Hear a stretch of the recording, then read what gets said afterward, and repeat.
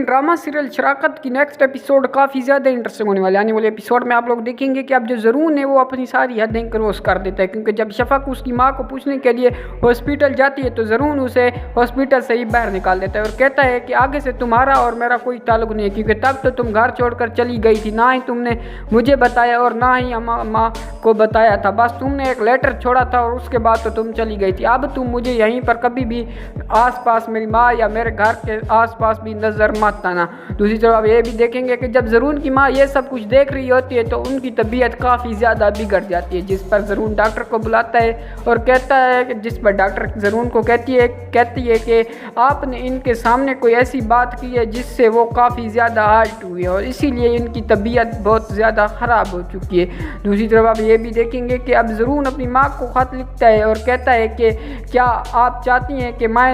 शफक को अपने घर वापस लेकर आ जाऊं, जिस पर ज़रून की माँ बात तो नहीं कर सकती लेकिन वो अपने इशारों से कहती है कि हाँ तुम शफक को अपने घर साथ ही ले आओ, क्योंकि जो शफक का कोई भी कसूर नहीं है इसमें, ये सब कुछ माम का किया कर रहा है, लेकिन ज़रून की माँ बात तो नहीं कर सकती है तो वो ज़रून को नहीं बता पाएगी। और दूसरी तरफ आप ये भी देखेंगे कि माम ज़रून को कहती है कि अब आप शफक को घर से आपने हॉस्पिटल से भी निकाल दिया, अब तो आप शफक को कभी भी घर ना लेके आना, जिस पर ज़रून कहता है कि मम्मा तो कहती है कि मैं शफक को अपने घर ही लेकर आऊं, जिस पर माम कहती है कि ये आपकी गलत फहमी है, क्योंकि जो शफक ने हमारे साथ किया है वो बहुत ज़्यादा गलत किया है, क्योंकि उसने किसी को भी नहीं बताया और वो घर से छोड़ के चली गई और उसने ज़ैन को भी साथ लेकर चली गई है। जिस पर ज़रून कहता है कि माम तुम बिल्कुल सही बात कर रही हो, उसके लिए अब मेरे घर में कोई भी जगह बाकी नहीं है। नाज़रीन, आपको क्या लगता है कि क्या ज़रून शफक को अपने घर वापस ले आएगा?